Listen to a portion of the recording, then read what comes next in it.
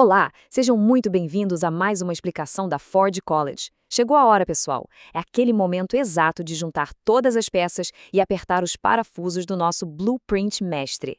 Estamos falando da transição do estado Ethereum para as contas Solana. A gente passou por todo aquele processo minucioso de revisões por pares, lembram? Pois é, agora é o instante de consolidar todo esse conhecimento num artefato final super poderoso. Vamos mergulhar nisso? O trabalho pesado das gestões anteriores, como catalogar as primitivas da EVM e coletar os feedbacks, já ficou para trás. Agora, a nossa missão é pegar todos esses componentes espalhados e montar a versão definitiva.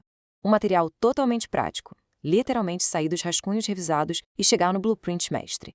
Bom, a nossa rota de hoje é super direta. A gente vai passar por o ponto de chegada, critérios de sucesso, a construção passo a passo, o esquema JSON, depois um teste de estresse final e, por fim, os próximos passos. Então, começando pela seção 1, o ponto de chegada.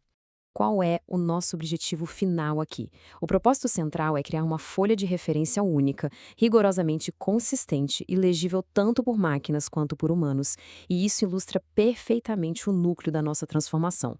Olha só, de um lado, lá na EVM, a gente tem aquele endereçamento de slot baseado em Kekkek, que é bem mais opaco. Do outro lado, o equivalente ágil da Solana com sistema determinístico super elegante de endereços derivados de programa, o famoso PDA por chave. O mais fascinante aqui não é só trocar a sintaxe, não. É a mudança fundamental em como o acesso ao estado é gerenciado para habilitar aquelas execuções simultâneas que a gente tanto quer. Certo, avançando para a seção 2, critérios de sucesso. Aqui a gente tem um checklist autoritativo. Afinal, a gente não está só organizando dados, a gente está construindo um blueprint com critérios que são totalmente inegociáveis. O ponto crucial é entender cada um desses requisitos. Primeiro, cobertura completa. Isso significa que todo o padrão canônico do Ethereum que a gente discutiu precisa, obrigatoriamente, ter um lugar na planilha. Segundo, tem que ter um equivalente explícito na Solana. Terceiro, uma justificativa detalhada. A gente precisa escrever algumas frases ali justificando o trade-off de cada escolha, principalmente pensando naquele custo de aluguel e na concorrência na Solana. Quarto, a formatação tem que estar perfeita, em JSON e CSV. E quinto, assinatura de revisão de um colega. É isso mesmo, nenhuma linha passa sem aquela verificação rigorosa. Legal. Seção 3. Construção passo a passo. Em vez de encarar a finalização dessa planilha como um trabalho braçal, a nossa abordagem aqui é como montar um equipamento de engenharia de alta precisão.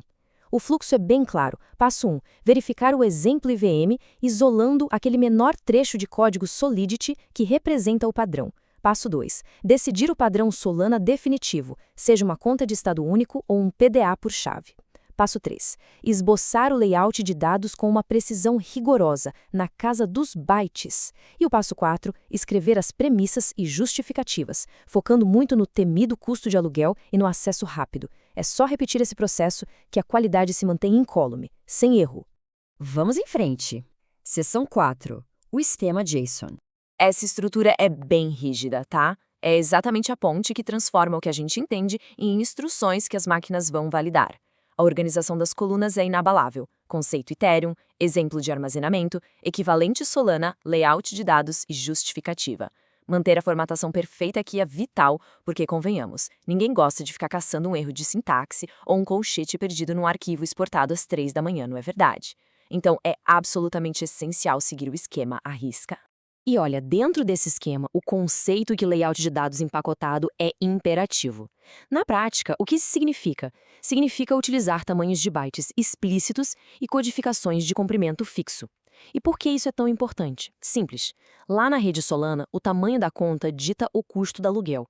Então, projetar contas com tamanhos compactos e que sejam totalmente previsíveis é literalmente o grande segredo para reduzir aquele peso financeiro operacional de qualquer design. Indo para a nossa seção 5, teste de estresse final. O motor de dados está montado, né? Agora é a hora da verdade, o momento exato de ver se ele aguenta a pressão. A gente usa um script validador escrito em Python. E vou te falar, ele é totalmente sem emoção e implacável. Ele aponta direto para as falhas estruturais. Ele varre a planilha com um pente fino, procurando colunas ausentes ou aquelas justificativas vazias. E o mais importante, ele é brutal com descrições de PDA que não tenham um formato de semente explícito. Como essas derivações de endereço ambíguas costumam ser a ruína de muito contrato por aí, Esse script atua como um verdadeiro guardião. Ele impede que erros fatais cheguem lá no ambiente Solana.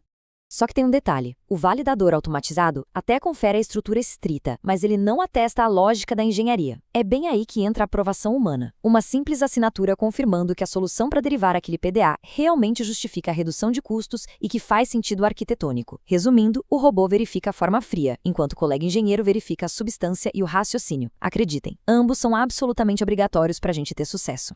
E, finalmente, seção 6. Próximos passos e submissão.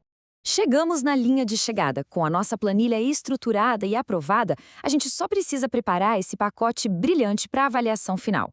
Antes do envio definitivo, o nosso checklist atua como a última barreira de segurança.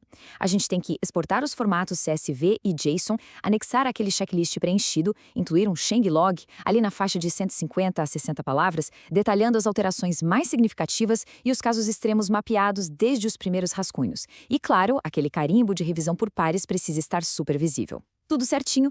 Bom, a fundação estática dos nossos dados agora está perfeitamente formatada. Mas fica uma pergunta bem intrigante para pavimentar a nossa próxima etapa. Como esses mapeamentos de dados impecáveis vão se comportar quando a gente começar a injetar padrões de controle de acesso dinâmicos e complexos? O que acontece com toda essa arquitetura de um PDA quando as permissões mudam no calor da execução? Essa reflexão é o que impulsiona a gente direto para o próximo módulo. Foi um imenso prazer explorar essas estruturas hoje nesta explicação da Forge College. Para absorver ainda mais conhecimento sobre essa transição formidável e continuar mergulhando no ecossistema Web3, é só acessar forge.college. Muito obrigado pelo foco de todos e a gente se vê na próxima.